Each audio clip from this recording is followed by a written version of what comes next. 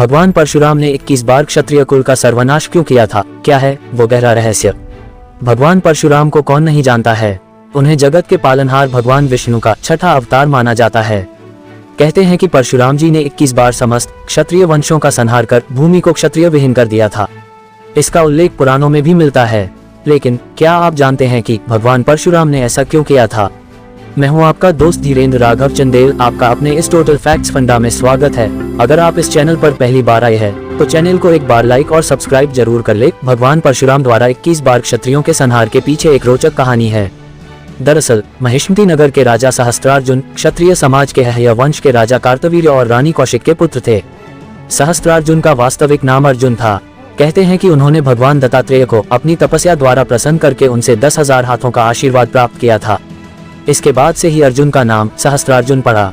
कहा जाता है महिष्मती सम्राट सहस्त्रार्जुन अपने घमंड में चूर होकर धर्म की सभी सीमाओं को लंघ चुका था। उसके अत्याचारों से जनता त्रस्त हो चुकी थी। वेद पुराण और धार्मिक ग्रंथों को मिथ्या बताकर ब्राह्मण का अपमान करना, ऋषियों के आश्रम को नष्ट करना, उनका अकारण वध करना, प्रजा पर निरंतर अत्याचार करना, यहाँ तक कि उसने अपने मनोरंजन के लिए मदिरा के नशे में चूर होकर स्त्रियों के सतीत्व को भी नष्ट करना शुरू कर दिया था। ऐसे ही एक बार सहस्त्रार्जुन अपनी पूरी सेना के साथ जंगलों से होता हुआ जमदग्नि ऋषि के आश्रम में विश्राम करने के लिए पहुंचा। महर्षि जमदग्नि ने भी सहस्त्रार्जुन को अपने आश्रम का मेहमान समझकर खूब स्वागत सत्कार किया। कहते हैं ऋषि जमदग्नि के पास देवराज इंद्र से प्राप्त दिव्य गुणों वाली कामधेनु नामक चमत्कारी गाय थी।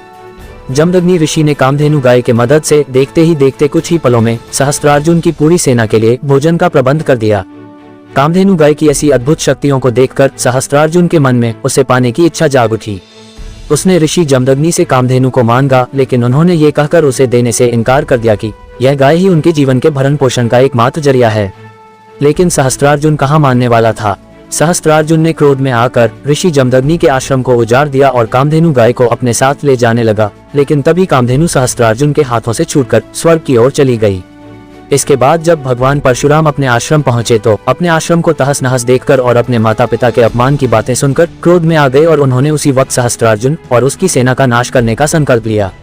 परशुराम भगवान शिव द्वारा दिए महाशक्तिशाली फरसे को साथ लेकर सहस्त्रार्जुन के नगर महिष्मती पहुंचे, जहां परशुराम और सहस्त्रार्जुन और उसकी सेना के बीच भयंकर युद्ध हुआ, जिसमें परशुराम ने अपने प्रचंड बल से सहस्त्रार्जुन की हजारों भुजाएं और धड़ परशु फरसा से काटकर उसका वध कर दिया। सहस्त्रार्जुन के वध के बाद परशुराम अपने पिता ऋषि जमदग्नि के आदेशानुसार प्रायश्चित करने के लिए तीर्थ यात्रा पर चले गए।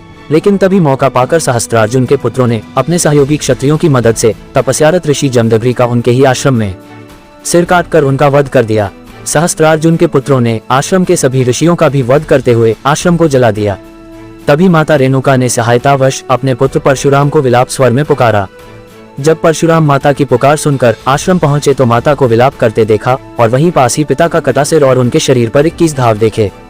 यह देखकर परशुराम बहुत क्रोधित हुए और उन्होंने शपथ ली कि वह हय वंश का ही नहीं बल्कि समस्त क्षत्रिय वंशों का 21 बार संहार कर भूमि को क्षत्रिय विहीन कर देंगे। और उन्होंने अपने इस संकल्प को पूरा भी किया था, जिसका उल्लेख पुराणों में भी मिलता है। दोस्तों, अगर आपको ये जानकारी अच्छी लगी हो और अगर आप परशुराम जी से संबंधित कोई और जानकारी चाहते हो तो कमेंट बॉक्स में हमें जरूर बताएं। देखने के लिए आपका दिल से शुक्रिया।